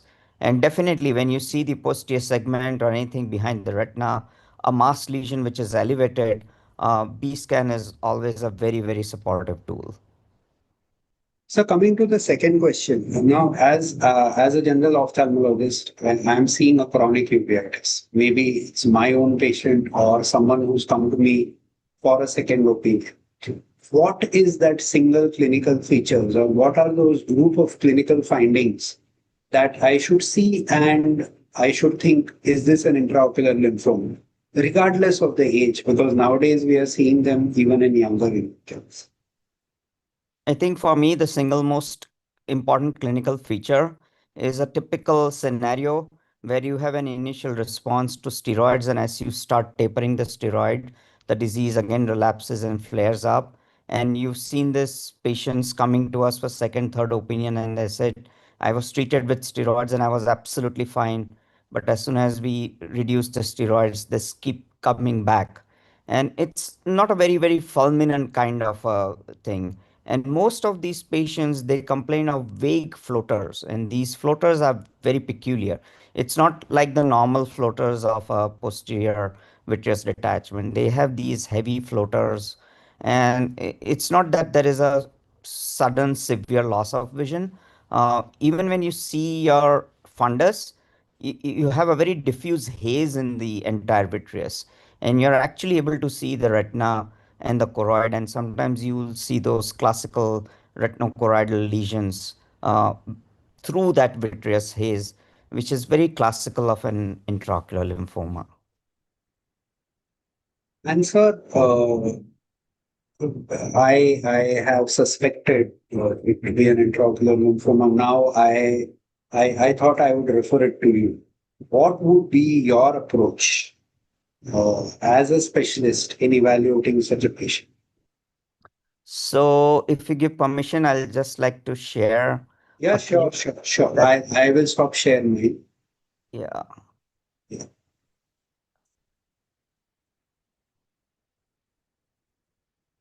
we just recently published our very interesting case of a young patient. I hope you can see the screen. Are you able to see the? Yes, yes, yes, This absolutely. this was a very interesting case of a 30-year-old male uh, masquerading as a lymphoma. He actually presented to us with classical features of intermediate uveitis, and everything was done. I mean, a complete detailed workup was done. He presented as a unilateral complaint and was treated as a standard of care with oral steroids, mycophenolate. However, had persistent inflammation and was switched to injection of adalimumab by Dr. Biswas. Even on adalimumab, 4 months down the line, the patients did not show much response, though there was no deterioration, but at the same time, there was no resolution. And he just kept complaining that his vision is not as clear as he would love to. And likely that's what you said, that if that is happening and if I'm suspecting a lymphoma, my go-to step would be to do a diagnostic vitrectomy, which is probably a very good thing. And now we have very nice diagnostic tools where you can do the histopathology, the immunohistochemistry, and you can even do the gene testing. And that's exactly what we did.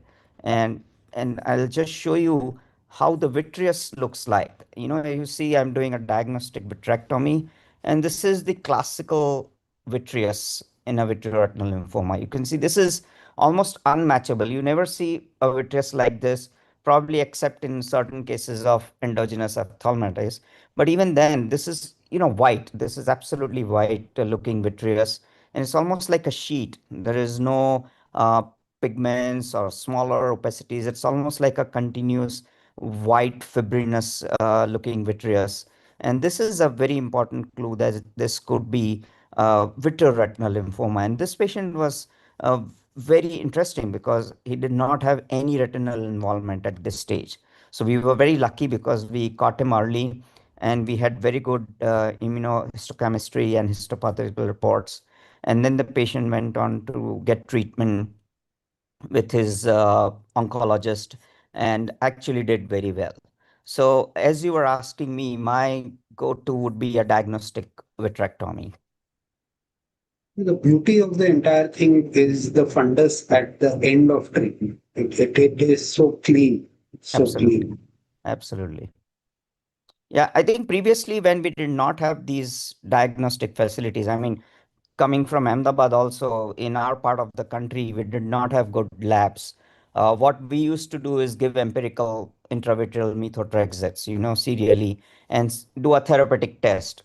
And that would help us that, okay, I mean, this is our diagnosis. Because the oncologist or the physicians, they would definitely refuse to start any treatment without any evidence of a histopathology or a immunochemistry result, and that's fair enough. So we have to give them something. Thank you, sir. Does anyone else have anything to add to this? Whatever has been discussed till now on intraocular lymphoma? Well, confocal also can help to aid the diagnosis. We had a series of patients in which we have done the confocal imaging of the cornea, and it shows some different kind of keratic precipitates, not usual what we see in case of uveitis, but they are having floral pattern. So Yes. that may also aid to diagnosis apart from whatever has been discussed, the OCT findings and all. The confocal imaging may help, especially when the patient has got anterior chamber reaction.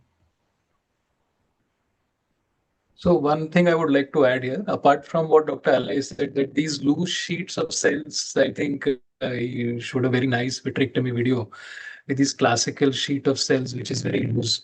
Apart from that, if the retinal involvement is there, then these leopard spot appearance of the fundus, especially with these RPE changes that happen, and a certain kind of broad-based, if you run a scan through those lesions, then you see these sub-RP lesions which are nodular. Again, those would be something unusual if you've been treating.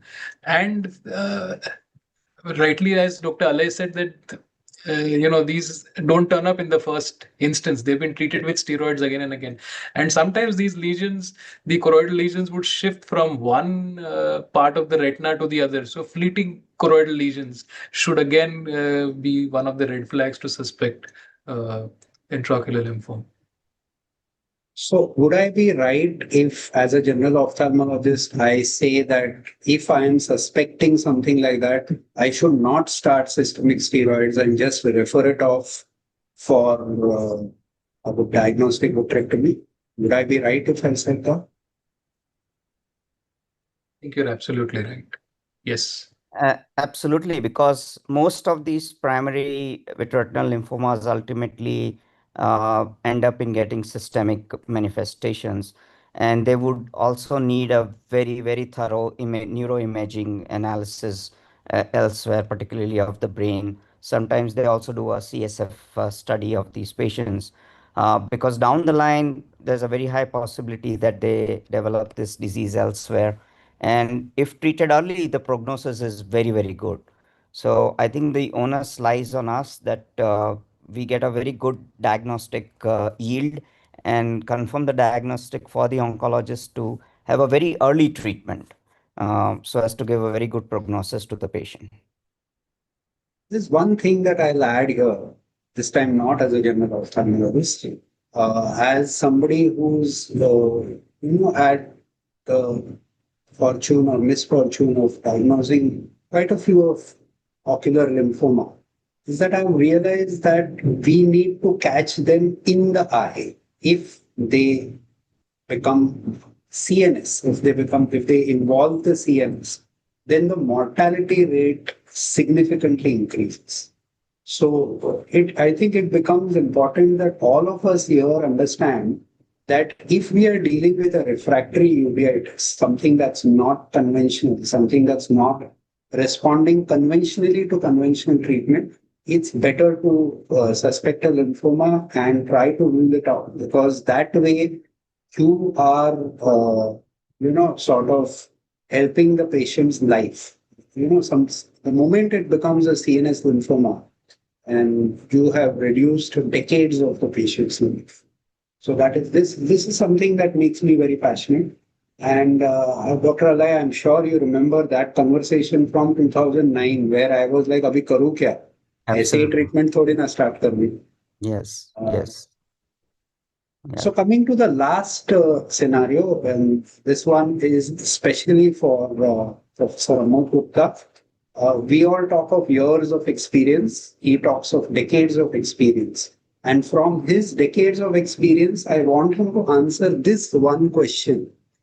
Should we guide or should we be guided by other specialists? How exactly should we interact with rheumatologists, pulmonologists, and since they are systemic infectious disease specialists in dealing with uveitis? Should we guide them? Should we be guided by them?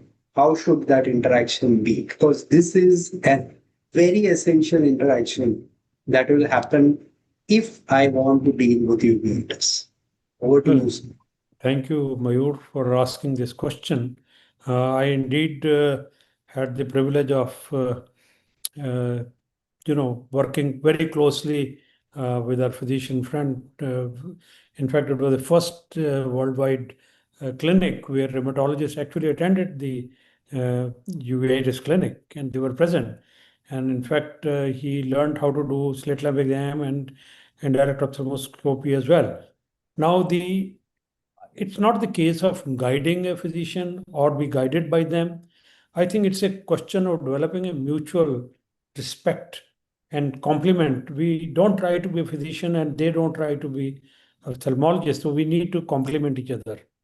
And we need to, what do we have, what they don't have? The physicians don't see actually directly the inflammatory cells or granulomas or keratic precipitates or viral retinitis or so these are fascinating when you show them that well this is a TB granuloma in the eye. They have never seen one in life. They have all seen indirectly through images or clinical exam. So it can be very fascinating showing them on slit lamp the kind of inflammatory cells or keratic precipitates and others. So we need to involve them in the care. We had the advantage working in a tertiary care multidisciplinary hospital. So I'm sure not many people would have that kind of advantage and would be dependent on specialists, be the pulmonologist or rheumatologist, or even a systemic infectious disease expert or anyone who may be involved in the care, be located at a distant site. So how do we develop so I think we need to develop a mutually understandable language. If you say, well, do this test for me, do I have done HLA-B27 positive, or do HLA-B27 or do MRI of the SI joint, I think that's a wrong approach. In my opinion, we should develop a format where we understand each other's language. We describe the case. If it's a distant location, we describe we have a definite format of describing the signs, symptoms, and ask for their opinion. And give your opinion and ask their opinion. Is it an active disease? Does it require any intervention? Does it require any further this thing? And talk to them on telephone. We also had the advantage of inviting them, to the clinic and discussion of anti-TB drugs or corticosteroids or even biological therapy. If the patient sees a physician standing by you, it gives them a lot of confidence in complying with the whatever technique the line of treatment you're following. Specifically for anti-TB drugs therapy, which we give commonly. If the physician is standing by you and says, yeah, that well, it'll do you good, so they'll accept it. Coming from an eye specialist, there will be a resistance. I don't have TB, I'm not sick. Why should I take anti-TB drugs? And the compliance would be poor. So for those reasons, you need to have your friendship with pulmonologists, rheumatologists, infectious disease experts, and even pathologists and radiologists, I would say, to go to that extent. The other advantage in a multi-institutional setting is the multidisciplinary setting is that you could have joint case conferences, that you see a patient where there's a dominant chest pathology, and you can invite a pathologist who did a biopsy or a pulmonologist who did a bronchoscopic biopsy and saw some lesions on the CT chest, you show them the clinical, pictures and the images, and this kind of learning together from each other. And what I found initially, why people were walking away from us, that when we were writing our research, be the case reports or be case series or research oriented papers, we were ignoring the people who played a role. Be the immunologist who did the PCR or the pathologist who did the biopsy or the pulmonologist. We just ignored them.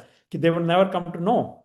Now, if you want to develop a long-term relationship and you develop a friendship with them, each of them has played a role in several of your patients. So these are some of the simple things which you need to approach them with respect, ask for a complementary role in the care, joint care, collaborative care of the patient, rather than dictate or say, what should I do? No, you give your complete. Sometimes, physicians, the ophthalmologists are shy.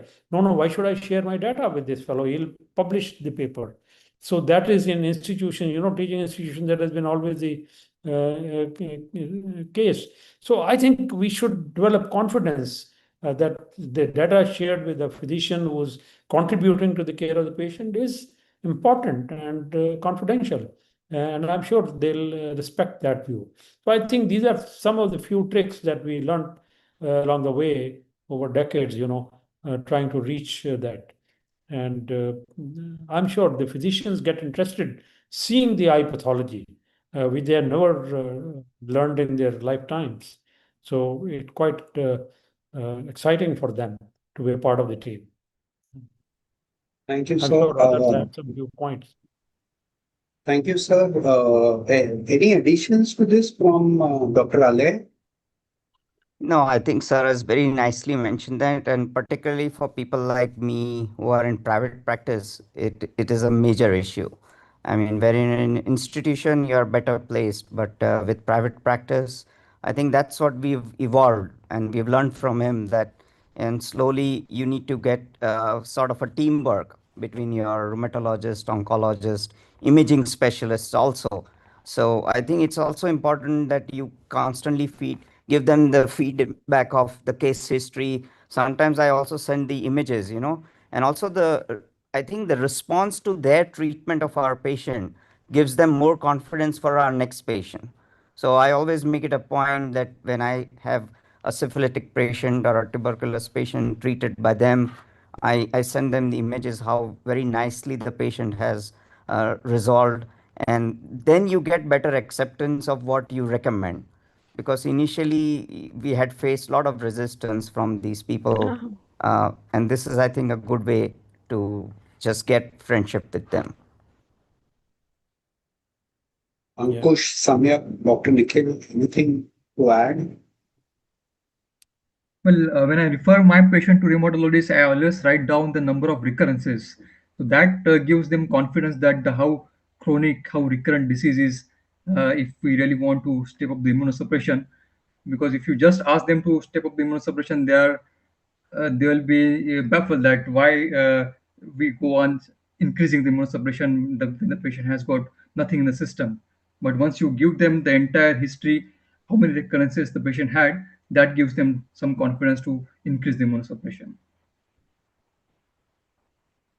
Taking a clue from when I worked at PGI with Professor Gupta, we also run a combined ocular immunology clinic where we have a rheumatologist and an ophthalmologist who simultaneously see these patients.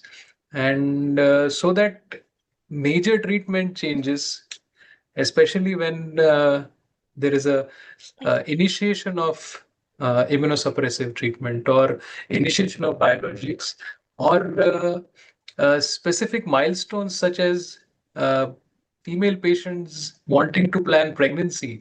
I think this combined clinic, the conversation with the patient, their relatives, makes a huge difference. So we make it a point to consult together, and I think that increases the confidence of the patients that increases our confidence in treating them.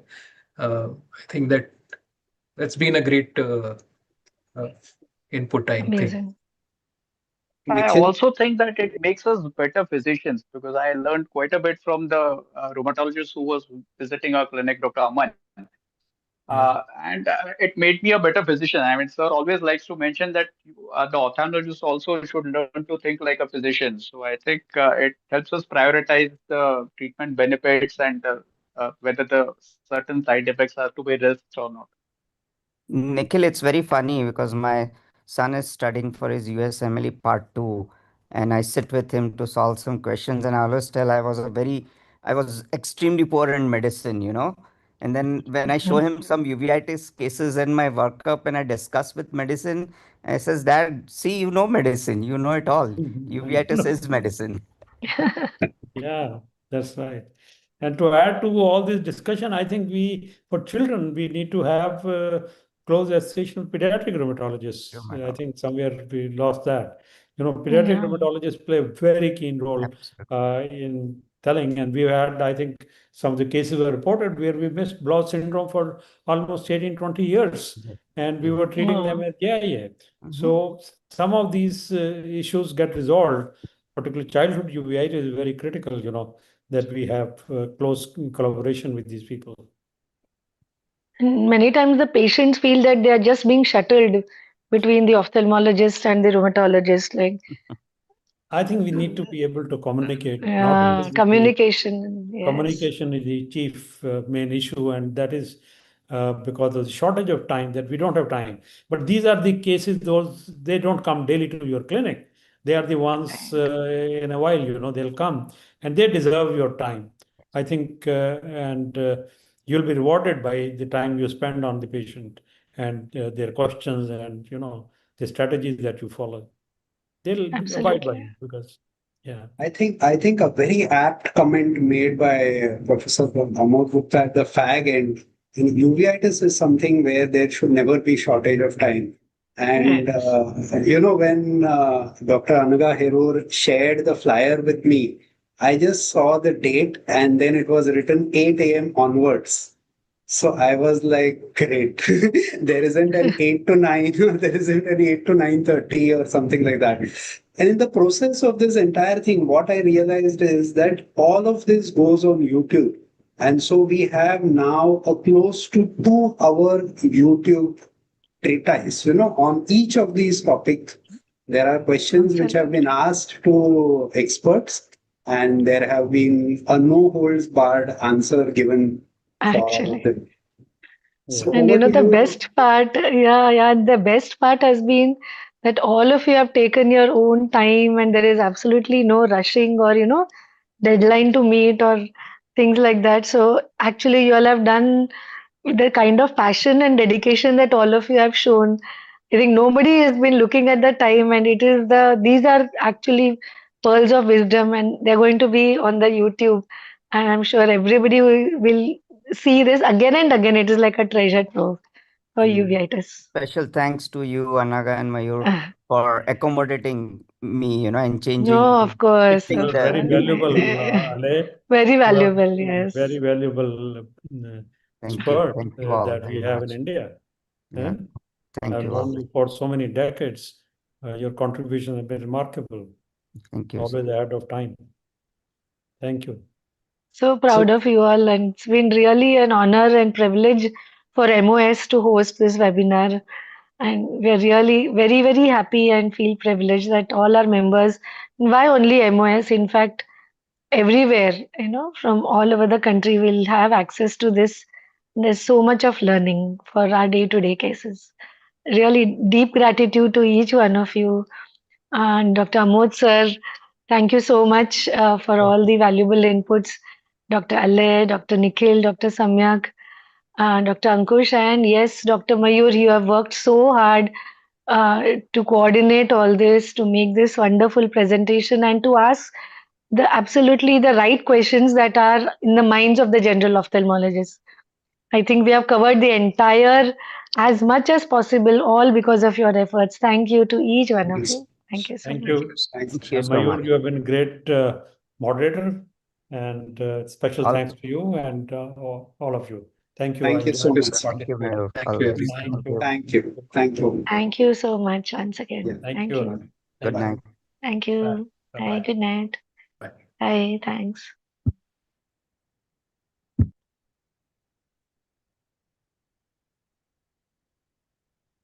Bye. Thanks.